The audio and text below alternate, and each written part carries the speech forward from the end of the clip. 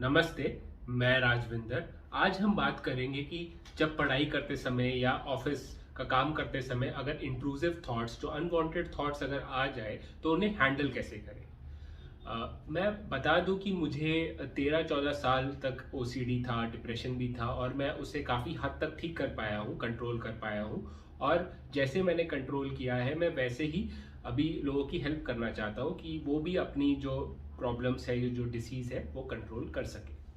तो पहले समझते हैं कि इंट्रूसिव थॉट्स क्या है। इंट्रूसिव थॉट्स हो गए वो अनवांटेड थॉट्स जो बार बार हमारे दिमाग में आए, हमें नहीं चाहिए तो भी। फॉर एग्जाम्पल, आप अगर किसी बालकनी में खड़े हुए हो और आपको दिमाग में थॉट आया मैं कूद जाऊँ तो बालकनी से, तो आप बोलोगे कि ये क्या थॉट है। जो नॉर्मल लोग हैं वो उस थॉट को जाने देंगे, बट जो ओसीडी पेशेंट्स हैं वो सोचते रहेंगे अरे मुझे ये थॉट आया, मतलब क्या मैं सुसाइडल हूँ, क्या मैं कूदना चाहता हूँ। और वो थॉट उनके दिमाग में चलता रहेगा। वो थॉट उनको नहीं चाहिए, उस थॉट से एंग्जाइटी आ रही है तो भी ये थॉट उनके दिमाग में रहेगा और बार बार आएगा। तो जो ओसीडी में इंट्रूसिव थॉट आता है और उसके बाद आती है एंग्जाइटी और फिर होता है कंपल्शन, तो ये ओसीडी की साइकिल हो गई।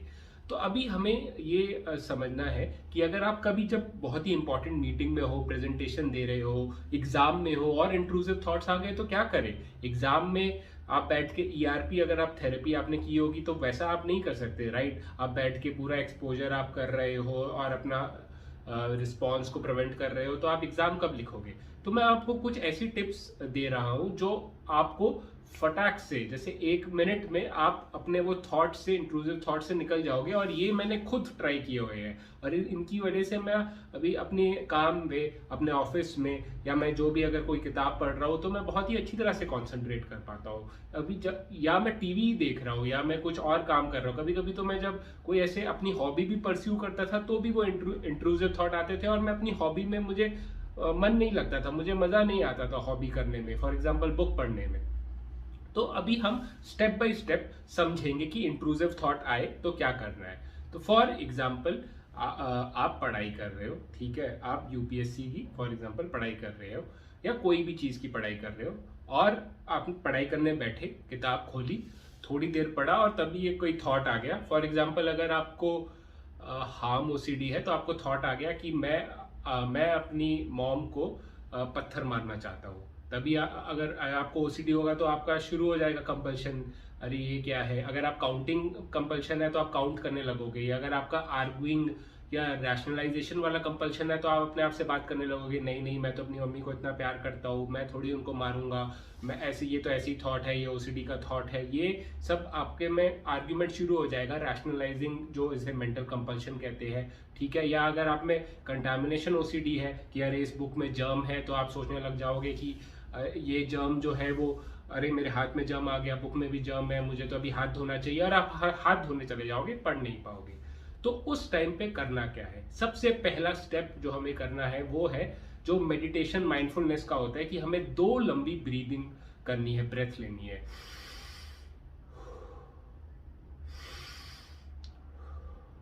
आंखें बंद करके अगर आप लेंगे प्रेफरेबली तो बेटर होगा। सेकंड चीज करना है, तो हमसे ये सवाल, अपने आप से ये सवाल पूछना है, क्या मुझे ये थॉट अभी चाहिए, ठीक है, क्या मेरे पास टाइम है सोचने का, या क्या मुझे ये थॉट चाहिए अभी, या ये मुझे एंग्जाइटी फीलिंग चाहिए। देखो 100% आपका सवाल ना ही होगा, क्योंकि ऐसे इंट्रूसिव थॉट्स और एंग्जाइटी किसी को नहीं चाहिए। तो पहले आपने अपने आप से बात करी कि नहीं मुझे नहीं चाहिए, ठीक है। और सेकंड पॉइंट जो है, आपको पूछना होगा कि अच्छा ये थॉट मुझे नहीं सोचना, ये फीलिंग नहीं चाहिए, तो मुझे अभी करना क्या है, मैं क्या करना चाहता हूँ अभी। तो फॉर एग्जाम्पल, मैं पढ़ना चाहता हूँ तो मैं बोलूंगा मैं ये पढ़ना चाहता हूँ और ये चैप्टर कंप्लीट करना चाहता हूँ। तो आपका क्या है, आपको अपना जो लक्ष्य है, ठीक है, अपना जो एम है बहुत ही क्लियर हो गया। ओसीडी पेशेंट्स में ये इशू होता है कि वो ना काफी कंफ्यूज होते हैं कि मैं क्या करना चाहता हूँ, ये मैं करना चाहता भी हूँ कि नहीं करना भी चाहता हूँ, वो अपने ही थॉट्स में गुम हो जाते हैं। तो अगर आप ये मैं क्या नहीं करना चाहता और मैं क्या करना चाहता हूँ, ये बहुत ही क्लियर शब्दों में अपने आप को कहोगे, अपने मन को कहोगे, तो आपका मन ना, एक एम आ जाएगा आपके मन में, एक लक्ष्य मिल जाएगा आपके मन को। और लक्ष्य मिल जाता है तो ज्यादा चांसेस होते हैं कि आप वो करेंगे, ठीक है। ये हो गया सेकंड स्टेप। थर्ड स्टेप है कि आप, कॉग्निटिव डिफ्यूजन एक मेथड है जो एक्ट थेरेपी में मैंने बताया है। आप एक्ट थेरेपी का पूरा वीडियो मेरा 40 मिनट्स का अराउंड वीडियो है जो मैंने पूरा एक सेमिनार दिया है एक्ट पे, उस पर आपको एक्ट का बहुत अच्छी तरह से मैंने समझाया है। यहाँ पे मैं टू द पॉइंट समझाऊंगा कि कॉग्निटिव डिफ्यूजन है क्या।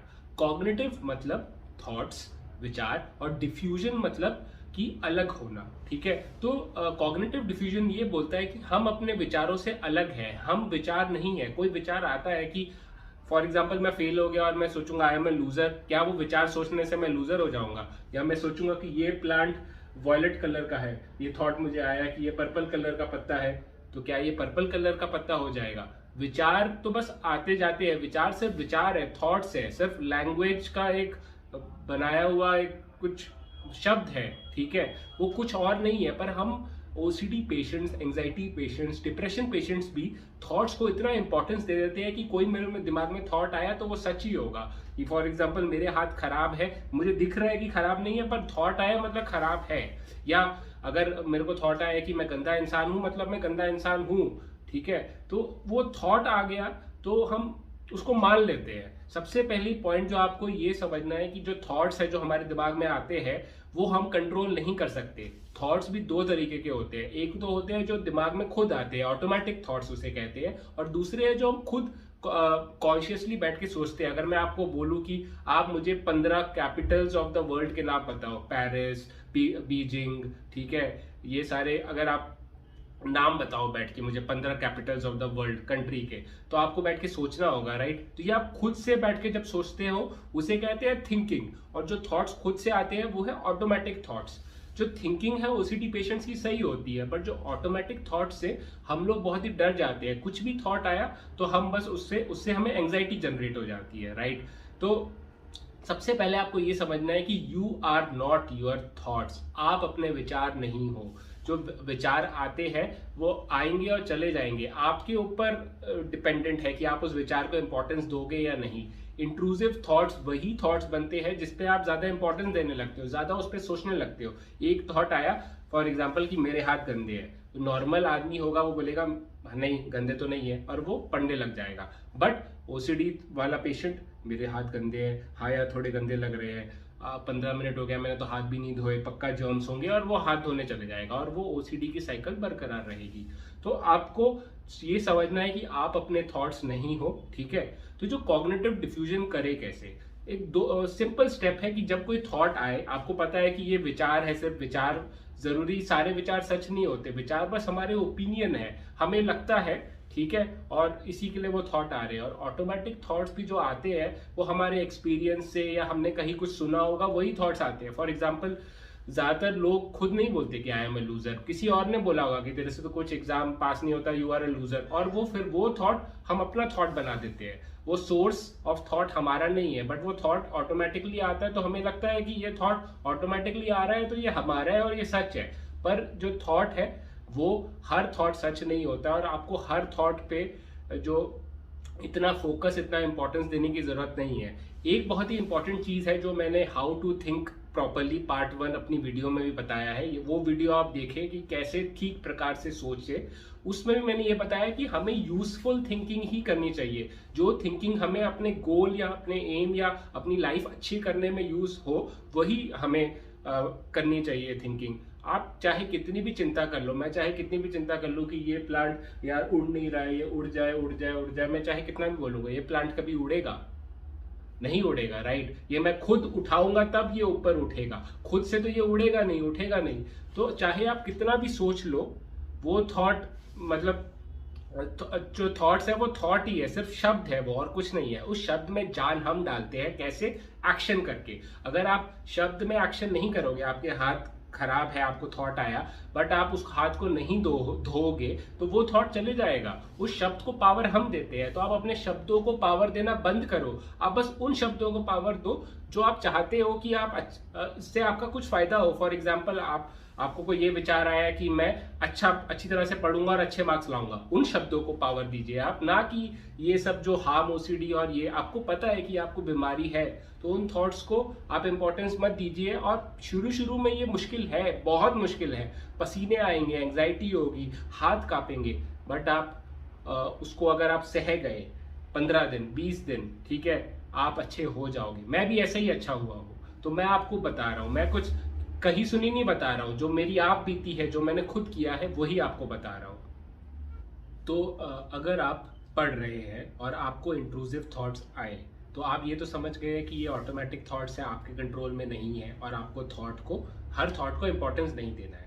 तो जब ये थॉट आए तो आपको बस अपने आप से ये बोलना है कि मुझे ये विचार आया, या I just had a thought. For example, आपको हार्म ओसीडी का थॉट आया कि आप किसी को मार दोगे, तो आपको बस बोलना है अपने आप से, मुझे ये थॉट आया कि मैं किसी को मार दूंगा, ये एक विचार है, मुझे और इस पर कुछ ध्यान नहीं देना, और उस विचार को जाने दो। आपको बस ये अगर आप बोलोगे तो आपके बीच में और थॉट के बीच में एक डिस्टेंस आ जाएगा। ठीक है, हमें वो डिस्टेंस ही क्रिएट करना है। हमें यही अपने ब्रेन को समझाना है कि हर विचार सच नहीं होता, और मेरे विचार मैं नहीं हूँ, I am not my thoughts. तो जस्ट से कि I just had a thought, या मुझे ये विचार आया कि मुझे ये विचार आया कि मैं किसी को मारना चाहता हूँ, ये सिर्फ एक विचार है। ठीक है, और आप इसको ऐसे कह सकते हैं कि I just had a thought, या आई हैड अ थॉट, बस सिंपल, कि मुझे ये विचार आया, या मुझे ये विचार आया कि मैं किसी को मारना चाहता हूँ। ठीक है, ये एक विचार है, इसको जानने दो। तो इससे आपके बीच में और थॉट के बीच में डिस्टेंस क्रिएट हो जाएगा। ठीक है, तो यही हमें चाहिए, और धीरे धीरे करके आपको ना बस बोलने की भी जरूरत नहीं पड़ेगी कि मुझे ये थॉट आया। आपकी हैबिट बन जाएगी, तो 1-2 महीने में तो आपको लगेगा ये थॉट है, बस जाने दो। ठीक है, आपका वो करना है, आपको कुछ ज्यादा इंपॉर्टेंस भी नहीं देनी, ज्यादा मेहनत भी नहीं करनी। ये सुनने में बहुत ईजी है, बट द थिंग इज कि इससे जो हमारे माइंड और हमारे बीच में और हमारे थॉट के बीच में जो डिस्टेंस बनता है, उसी से जो चमत्कार होता है, जो मैजिक होता है, वही है कि I am not my thought. मैं थॉट को, मेरे पास पावर है कि मैं थॉट को जाने दूं या थॉट को इंपॉर्टेंस दूं, और मैं अभी इस पॉइंट ऑफ टाइम पे पढ़ना चाहता हूं या अपना काम करना चाहता हूं, और मैं थॉट को इंपॉर्टेंस नहीं दूंगा और जाने दूंगा। बस simple, that is the solution for your thoughts.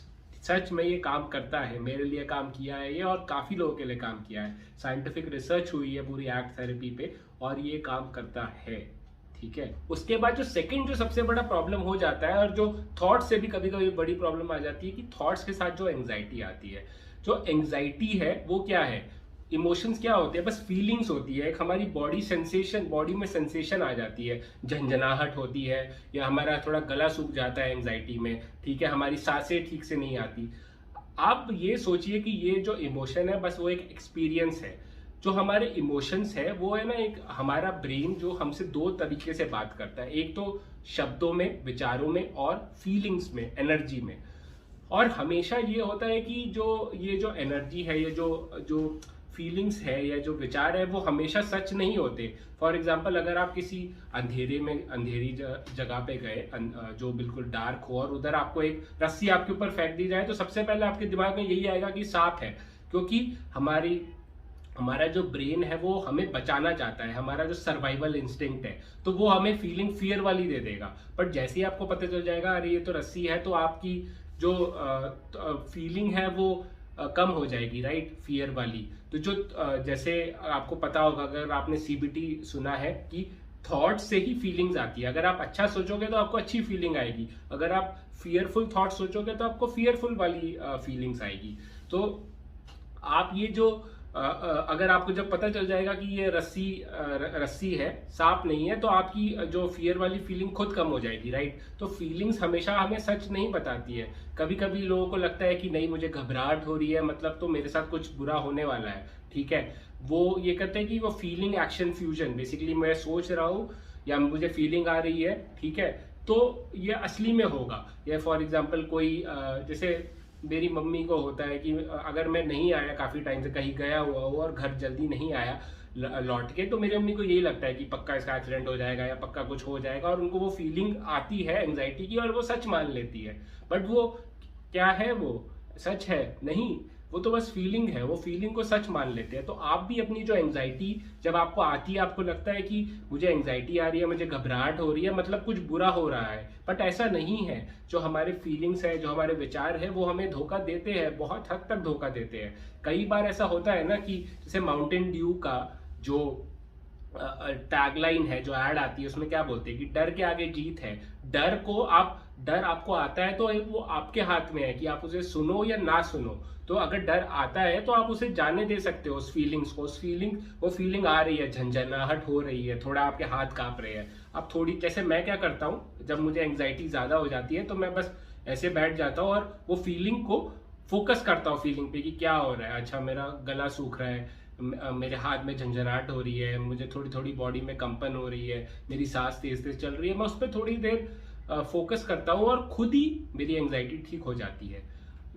और ये बहुत जल्द हो जाता है। कभी कभी तो जैसे फॉर एग्जांपल अगर आप लिख रहे हो या कुछ पढ़ रहे हो तो आप क्या कर सकते हो कि जो किताब है, किताब जो आपने पकड़ी हुई है उसकी जो फीलिंग है कि किताब मैंने पकड़ी हुई है उस पर फोकस करो, और जो हमारी जो फीलिंग्स आ रही है, एंग्जाइटी वाली फीलिंग्स आ रही है, फिर उसके बाद फोकस करो। जो आप बुक पकड़ लोगे तो आप एक बार ही, एक आपका फोकस केंद्रित हो जाएगा बुक पे। उसके बाद फिर आप अपना फोकस लेके आओ अपनी एंग्जाइटी पे कि वो कैसे फीलिंग्स आ रही है, और धीरे धीरे वो फीलिंग्स चली जाएगी।